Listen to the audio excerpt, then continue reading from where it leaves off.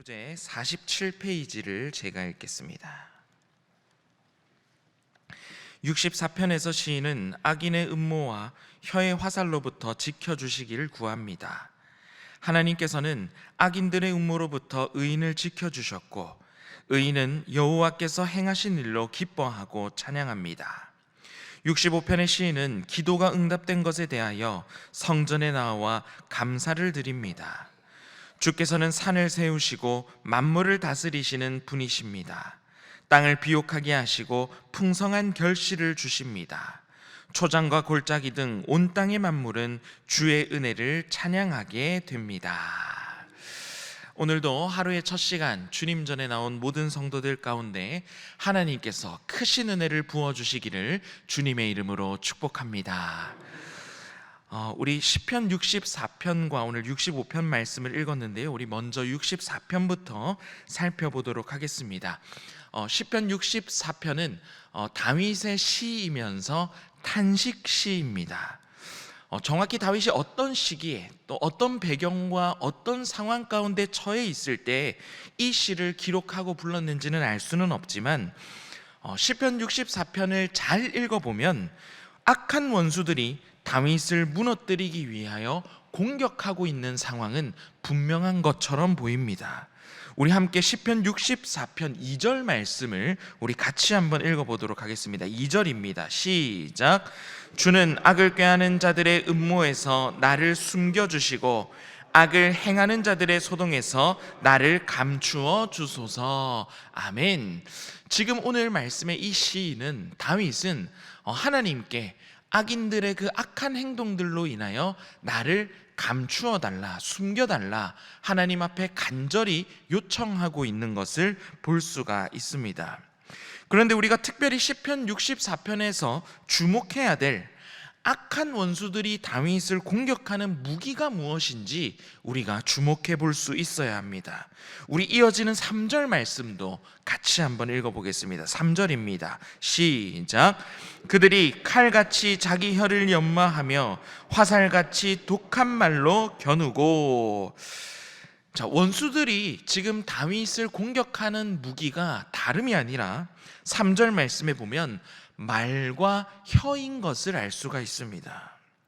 다윗은 악인들의 그 혀를 칼에 비유하고 있고, 그리고 또 그 혀로 뱉는 그 악한 말을 화살에 비유하고 있습니다. 여러분, 말이나 혀는 물리적인 공격으로 우리의 신체를 상하게 하지는 않습니다. 그리고 또 말이나 혀는 우리의 눈에 보이는 성이나 집을 무너뜨리거나 또 우리의 재물을 약탈해 가는 것도 아닙니다. 뱉어지는 말이나 혀는 우리 눈에 보이지는 않지만, 그런데 성경에는 우리 입에서 뱉어지는 그 말을 결코 가볍게 보지 않는다는 사실을 우리는 분명히 알 수가 있습니다. 악한 말은 눈에 보이지도 않고 우리가 손에 잡을 수도 없지만 마치 사람을 베는 칼과 같이, 사람을 관통하는 화살과 같이 사람 혹은 공동체를 완전히 무너지게 만들 수 있을 정도로 치명적이라는 것을 우리에게 가르쳐주고 있는 것입니다. 악인들은 은밀하면서도 교활하게 악한 말과 혀로 음모를 꾸미며 다윗을 공격합니다. 그런데 오늘 말씀의 후반절에 나아가면 놀라운 반전이 이어지게 됩니다. 우리 같이 7절 말씀 함께 읽어보도록 하겠습니다. 시작. 그러나 하나님이 그들을 쏘시리니 그들이 갑자기 화살에 상하리로다. 아멘. 이어지는 우리 8절 말씀도 같이 읽겠습니다. 8절입니다. 시작. 이러므로 그들이 엎드러지리니 그들의 혀가 그들을 해함이라. 그들을 보는 자기가 다 머리를 흔들리로다. 아멘. 원수들은 말과 혀로 다윗을 무너뜨리기 위하여 공격합니다. 그런데 결국 악인들은 의인을 향해 겨누었던 그 화살이 다시 자신들에게로 돌아오는 결과가 되게 된다는 것입니다. 그래서 8절 말씀에, 우리가 조금 전에 읽었던 8절 말씀에 보면 그들의 혀가 그들을 해함이라 말씀하고 있는 것입니다. 악인들이 의인들에게 겨누고 있는 그 혀와 말이 결국 그 악인들의 혀와 말로 인해 악인들이 무너지게 된다라는 것입니다. 여러분, 잘 생각해 보면 참 무서운 말씀입니다. 혀 그리고 말로 상대를 망하게 하려는 자는 결국 그 혀로 자기 자신이 망하게 된다라는 것입니다. 여러분, 우리도 시편 64편 말씀 앞에서 우리의 입술, 우리의 혀를 돌아볼 수 있어야 합니다. 우리의 말을 돌아볼 수 있어야 됩니다. 잠언 12장 18절 말씀에는 이렇게 기록되어 있습니다. 제가 읽어드리겠습니다. 칼로 찌름같이 함부로 말하는 자가 있거니와 지혜로운 자의 혀는 양약과 같으니라. 여러분, 우리의 혀는 칼이 될 수도 있지만 지혜로운 자의 혀는 약이 될 수도 있다라는 것입니다.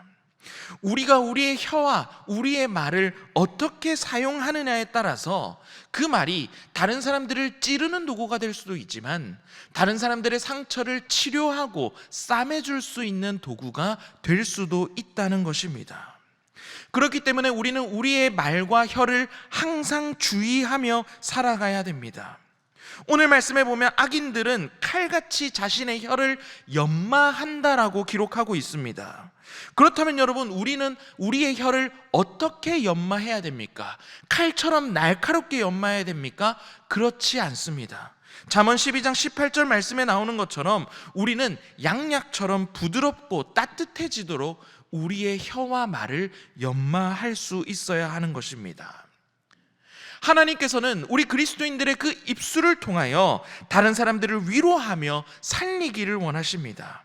낙심한 사람을 일으키고 상처 입은 사람을 위로하고 흔들리는 사람을 붙들 수 있는 말을 할 수 있도록 우리는 우리의 혀를 연마해야 된다는 것입니다. 첫 번째 기도 제목입니다.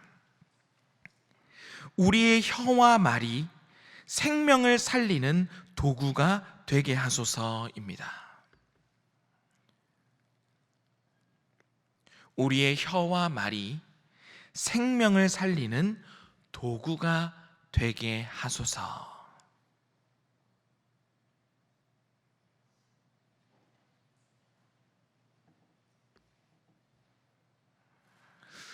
남은 한 주간을 살아가실 때 여러분들의 혀와 말을 부드러운 양약이 될 수 있도록 연마하시고 사용하셔서 여러분들의 말을 통하여 낙심한 자가 다시 일어서게 되고 상처받은 사람이 위로를 받게 되는 그 귀한 일에 여러분들의 입과 혀가 사용되시기를 주님의 이름으로 축복합니다.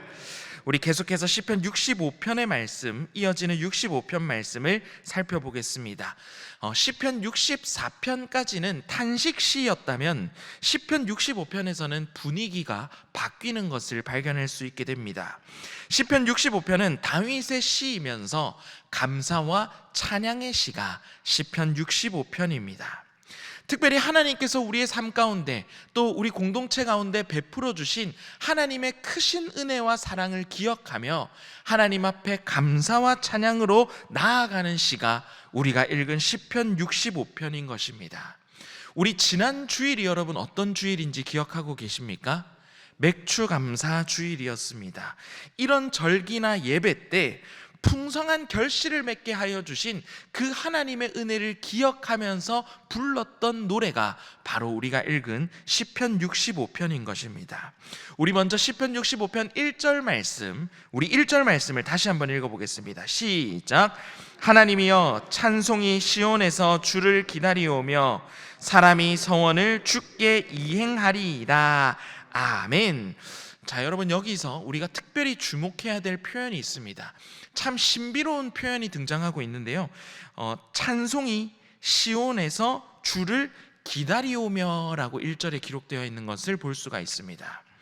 찬송이 기다린다라고 이렇게 되어 있는데요.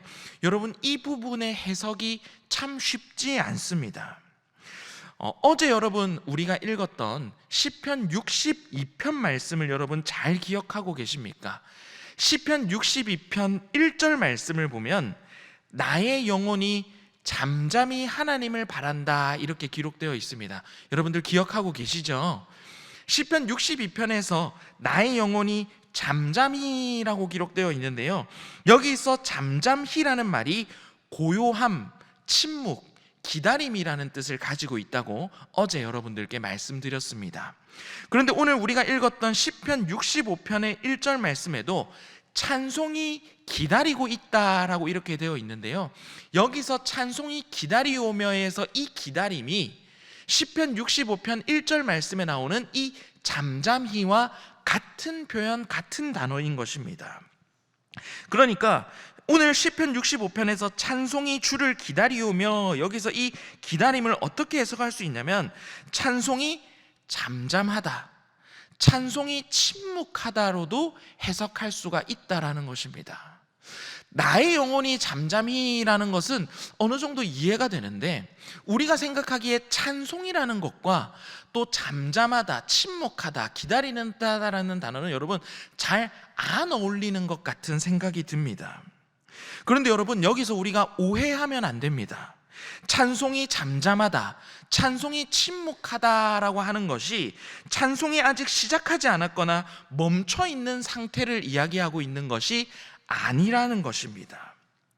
오히려 하나님의 그 은혜와 사랑이 너무나 나에게 커서, 그 하나님께서 내 삶 가운데 베푸신 은혜가 너무나 깊어서 우리가 감히 우리 인간의 말로 그 하나님께서 행하신 일들을 다 담아서 찬양할 수가 없어서, 그 깊은 감격 가운데 감히 우리의 입술로 그 어떤 것도 말할 수 없는 그 감격의 상태가 1절 말씀에 기록되고 있는 찬양이 기다리오며, 찬양이 침묵한다, 찬양이 잠잠하다라는 표현인 것입니다. 시편 65편은 감사와 찬양의 시입니다. 그런데 그 감사와 찬양의 시의 가장 처음 시작, 찬양이 기다리오며, 이 표현은 그 어떤 큰 소리로 하나님을 찬양하는 것보다 더 큰 벅찬 감격과 하나님에 향한 그 경외감에 압도되어서 하나님을 찬양하고 있는 표현이 1절 말씀에 나오는 표현인 것입니다. 하나님의 그 은혜가 너무나 커서 감히 우리 인간의 말로 하나님의 사랑을 담아낼 수가 없어서 그 어떤 말로도 표현하지는 못하지만 그 깊은 감동으로 하나님의 영광 앞에 서 있는 모습을 보여주고 있는 것입니다. 여기서 두 번째 기도 제목입니다. 날마다 크신 하나님의 은혜에 압도되어 살아가게 하소서입니다. 날마다 크신 하나님의 은혜에 압도되어 살아가게 하소서.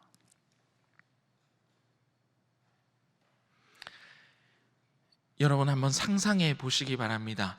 얼마나 멋진 모습입니까?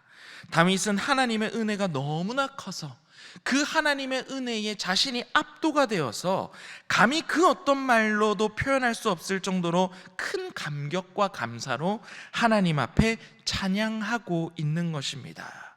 여러분, 우리도 마찬가지입니다. 우리도 날마다 하나님의 은혜에 압도되어야 합니다. 감히 우리가 말로 표현할 수 없을 정도의 크신 하나님의 은혜와 사랑에 압도되어 살아갈 수 있어야 하는 것입니다.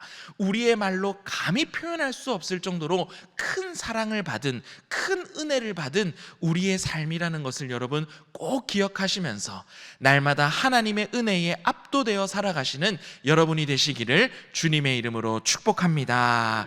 우리 계속해서 시편 65편 9절과 10절 말씀, 9절과 10절입니다. 우리 함께 읽어보도록 하겠습니다. 시작. 땅을 돌보사 물을 대어 심히 윤택하게 하시며 하나님의 강에 물이 가득하게 하시고 이같이 땅을 예비하신 후에 그들에게 곡식을 주시나이다. 주께서 밭고랑에 물을 넉넉히 대사 그 이랑을 평평하게 하시며 또 담비로 부드럽게 하시고 그 싹에 복을 주시나이다. 아멘. 여러분, 우리가 9절과 10절 말씀을 읽었는데요, 9절부터 13절까지 시편 65편의 이 13절까지의 내용은 하나님께서 우리의 삶 가운데 행하시는, 실제적으로 행하시는 그 하나님의 일들을 마치 농부가 씨앗을 뿌려서 그 열매를 맺는 과정 가운데 하나님께서 행하시는 일들을 눈에 그리듯이 우리에게 보여주고 있는 말씀이 우리가 읽었던 말씀입니다. 여러분, 어느 한 농부가 씨를 뿌려서 열매를 거둘 때까지 농부는 참 많은 수고를 해야 됩니다. 씨도 뿌려야 되고 거름도 줘야 되고 또 열매를 맺으면 거두는 일들까지 많은 수고를 해야 됩니다. 그런데 여러분, 오늘 시편 65편은 그 사람의 수고에 대해서 기록하고 있는 것이 아니라, 사람이 한 노력과 사람의 일에 대해서 기록하고 있는 것이 아니라, 그 사람의 수고 위에 하나님께서 일하시는 모습들을 우리에게 보여주고 있는 것입니다.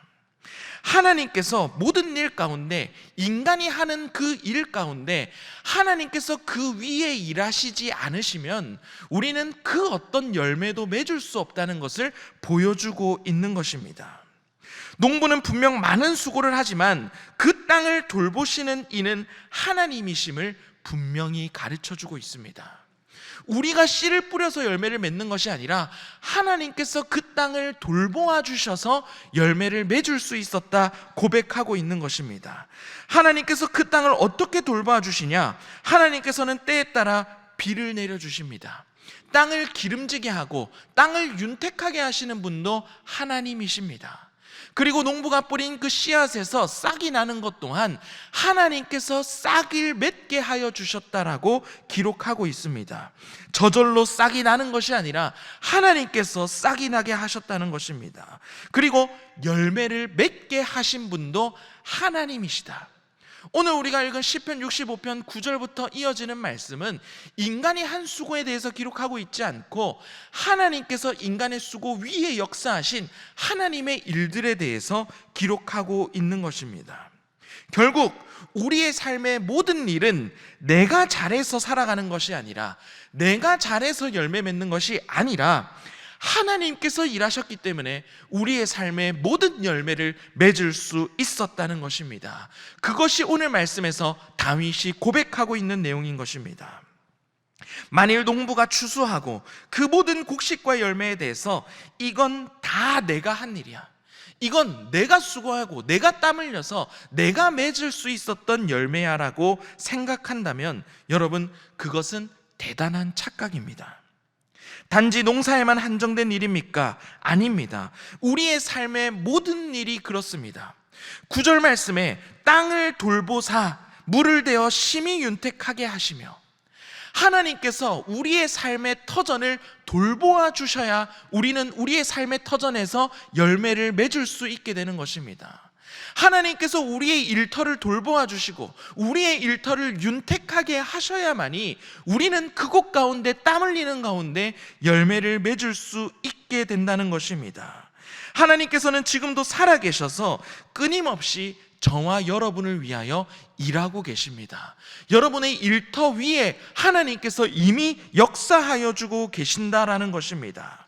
내 삶의 그 어떠한 열매도 내가 잘해서 맺은 것이 아니라 하나님께서 땅을 돌보시고 윤택하게 하시며 싹이 자라 열매 맺게 하셨기 때문인 줄로 믿습니다.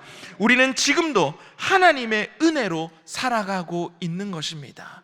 우리의 일하는 것, 그 위에 역사하시는 하나님의 일하심으로 말미암아 우리는 지금도 살아가고 있는 것입니다. 시편 65편은 그 하나님의 일하심만을 기억하며 내가 잘한 것을 기억하고 찬양하는 것이 아니라 하나님께서 일하신 모든 것들을 세세하게 기억하며 되새기며 하나님 앞에 감사와 찬양을 올려드리고 있는 것입니다.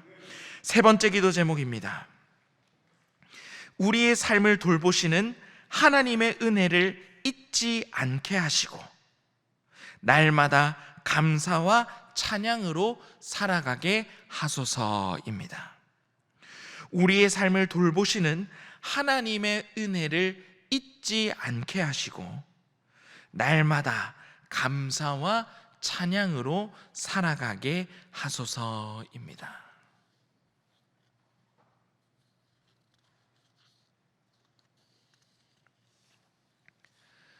모든 것이 하나님의 돌보심이며 하나님의 은혜입니다. 하나님께서 여러분의 삶의 터전을 늘 돌보아 주시기를 주님의 이름으로 축복합니다. 내가 수고하고 내 수고로 살아가는 것이 아니라 하나님의 일하심으로 말미암아 내가 지금도 살아가고 있음을 늘 기억하며 여러분의 삶 가운데 시편 65편의 아름다운 고백처럼 그 하나님의 은혜와 사랑에 압도되어 날마다 아름다운 찬양으로, 최고의 찬양으로 주님 앞에 나아가게 되시는 여러분의 삶이 되시기를 주님의 이름으로 축복합니다. 우리 이 시간에 함께 기도하도록 하겠습니다. 첫 번째 기도 제목은 우리의 혀와 말을 연단하여 다른 사람을 살리는, 생명을 살리는 일에 귀하게 쓰임받게 하소서. 두 번째 기도 제목은 하나님의 크신 은혜를 기억하며 날마다 그 은혜에 압도되어 살아가게 하소서. 세 번째 기도 제목은 우리의 삶을 돌보시는 하나님의 은혜를 잊지 않게 하시며 감사와 찬양으로 살아가게 하소서입니다. 그리고 안식월을 보내고 계신 위임 목사님을 위해서 또 여러분 각자 가지고 오신 기도 제목을 놓고 이 시간 함께 기도하도록 하겠습니다. 주여 믿습니다. 주여 믿습니다. 주여 믿습니다.